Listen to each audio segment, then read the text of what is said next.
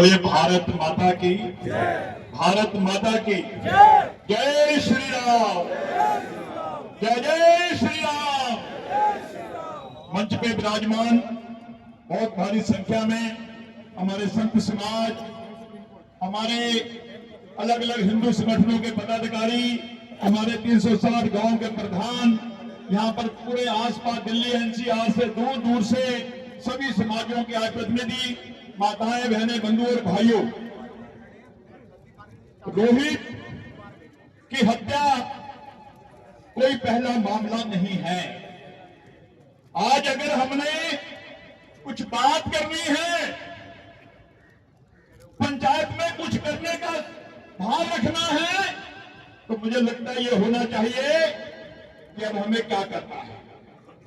अब हमें क्या करना है, रोहित के बाद और किसी हिंदू की ये जिहादी हत्या ना कर सके, उसके लिए हमें क्या करना है, मुझे लगता है उसके ऊपर हमें चर्चा करनी चाहिए। और सबसे पहले जिन लोगों ने भी हमारे इस नौजवान बच्चे का निर्ममा के साथ हत्या की है, वो सारे के सारे जेल में होने चाहिए। और उसके साथ साथ एक फास्ट ट्रैक कोर्ट बन करके 1 साल के अंदर अंदर उन सभी को फांसी होनी चाहिए। ये हमारी सबसे पहली मांग है।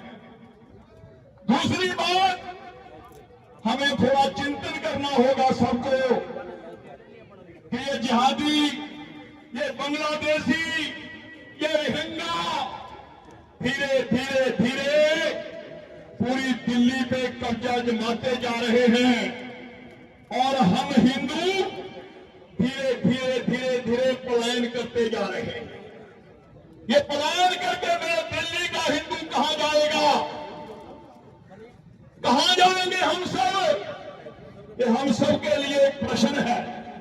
हमारे जमुना पार में पूरा शास्त्री पार्क, गौतमपुरी, ब्रह्मपुरी, चौहान मंगल, मुस्तफाबाद, यमुना विहार, सीमापुरी, सारे एरिए धीरे धीरे खाली होते जा रहे हैं।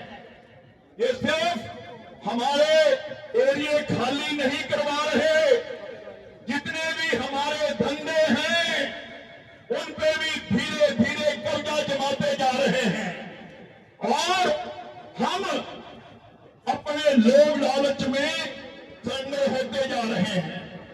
मैं कहना चाहता हूं कि उनको बदलने से पहले हम सबको खुद को बदलना पड़ेगा। हम सबको खुद को बदलना पड़ेगा।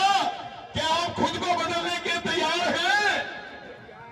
हम सब खुद को बदलने के लिए तैयार हैं? अगर हम खुद को बदलने के लिए तैयार हैं तो भी इनके खिलाफ हम कुछ कर पाएंगे।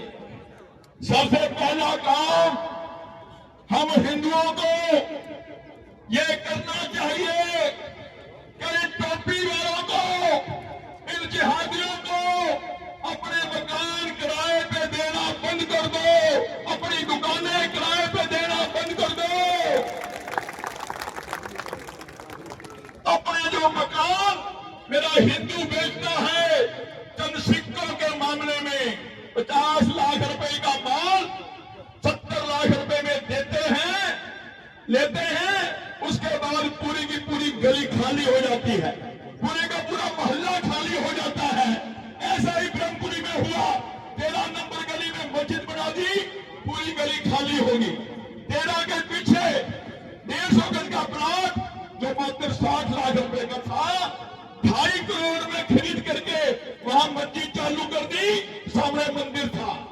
जब हमने हिंदू संगठनों ने विरोध किया तब जाकर के मस्जिद बननी रुकी है, नहीं तो 12, 13, 11 धीरे धीरे सारी गलियां खाली हो जाती हैं। तो बंधुओं, ये बहुत ही गहरा षड्यंत्र है। अभी 2 दिन पहले सीमापुरी में, सुंदर नगरी में 12 साल की हमारी हिंदू की बच्ची का मर्डर हुआ है। इन जिहादियों ने ले जाकर के खुलेआम उसको गला, उसका घोट करके नाले में फेंक दिया। आए दिन ऐसी घटनाएं हो रही हैं, एक रोहित नहीं। अगर हम नहीं जागेंगे, अगर हम नहीं इकट्ठे होंगे, आए दिन हमें किसी होना पड़ेगा। क्या ऐसे ही करते रहेंगे क्या हमारा यही संस्कृति है? क्या हमारे यही संस्कार है? जहां तक बात है सरकारों की और सरकार की, चाहे सरकार किसी भी दल की हो, सरकारें बदलती रहती हैं, दल आते रहते हैं, जाते रहते हैं, मगर मेरे हिंदू समाज को, आज हम सबको हिंदू होकर के इकट्ठा होना पड़ेगा। मैं बनिया हूं, जाट हूं, गुर्जर हूं, ब्राह्मण हूं, क्षत्रिय हूं, हम सबको इससे ऊपर उठना पड़ेगा। जब हम सारे के सारे इकट्ठे होकर के एक मुट्ठी के रूप में, हिंदू के रूप में इकट्ठे होंगे और इन जिहादियों को, इन बांग्लादेशियों को, इन टोपी वालों को दिल्ली से खदेड़ना चालू करेंगे तो एक भी आसपास नजरे नहीं आएगा। करने का काम यही है कि हम सब अपना मन बनाएं।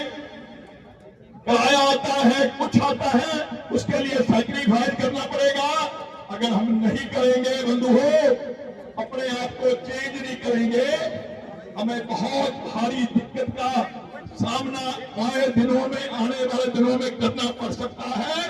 क्योंकि ये जिहादी बहुत ही गहरे तरीके से षड्यंत्र बना करके हमारे गली में, हमारे मोहल्लों में, हमारे बाजारों में, हमारे घरों में घुसते जा रहे हैं। इसलिए मैं आज एक ही प्रार्थना करना चाहता हूं कि इतना बड़ा समाज यहाँ इकट्ठा हुआ है, इन जिहादियों का, इन बांग्लादेशियों का, इन टोपी वालों का सेशन बाइकाट करो और अपना सारा हिंदू समाज एकजुट होकर के किसी भी मामले में खड़ा हो। इसी के साथ मैं अपनी बात को समाप्त करता हूं।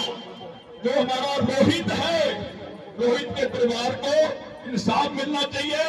भगत गुरु राजगुरु सुखदेव, जिन्होंने भारत माता की रक्षा के लिए अपने बलिदानों की आहुति दी थी, जिन्होंने भारत माता को आजाद करवाने के लिए फांसी के फंदे चूमे थे, आज उनका बलिदान दिवस भी है। उन्होंने मांगा नहीं था, उन्होंने छीन के लेने का संकल्प लिया था। मुझे लगता है हमें भी अपना हक है, जो अन्याय हो रहा है उसके खिलाफ छीन के लेने का भाव लाना होगा।